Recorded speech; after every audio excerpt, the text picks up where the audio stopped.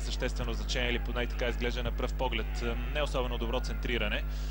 Не бе затруднен по никакъв начин Боян Йоргачевич. Добре пласирани бяха пред него бранителите.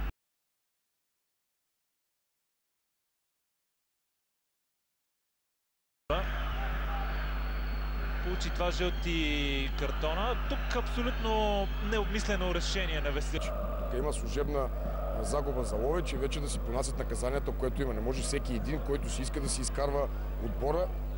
Това е просто, не знам, смешно ли е, трагично ли е, какво точно да го кажа. Благодаря ви, господин Иванов. Рафаел Перес. Така че добра преценка на Георги Йорданов, който даде авантажа. Тук е червен картон. Червен картон. Ето тук как бе ударен Бедоя и след това Йонсен изпусна своите нерви и вижте какво направи. Сините също правят всичко необходимо да питва сериозна болка. Лекарския щаб на Ловченли вече на игрището. Имаше удар с лакът. Ето тук на Владимир Гаджев. Прекрасно повторение. От тук се вижда много добре какво точно се случи.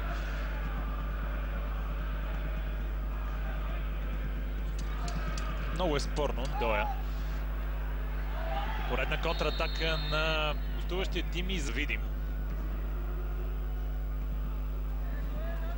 Тук колумбиец е в собствената си половина, така че засада се изправи, а нападението на домакините продължава. Шут от далечно разстояние на Георги Константинов.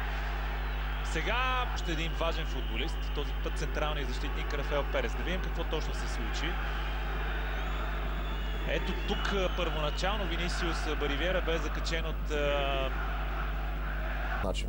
Ти като един съдия трябва просто с действията си, с присъствието си да респектираш футболистите на двата отбора. Владее Данилов Спридов успява да се измъкне близа на индивидуален рейд в наказателното. Ето го повторението, гледаме внимателно.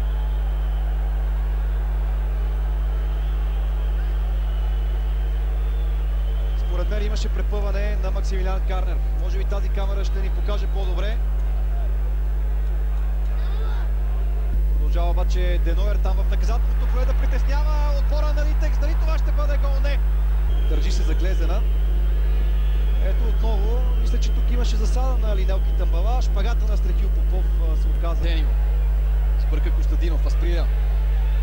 Ще се получили контратаката. Данило Асприда тръгва Полов като втора асистенция на Данило Асприда. Ето тук Качук на обаче пусна авантаж. Ето тук имаше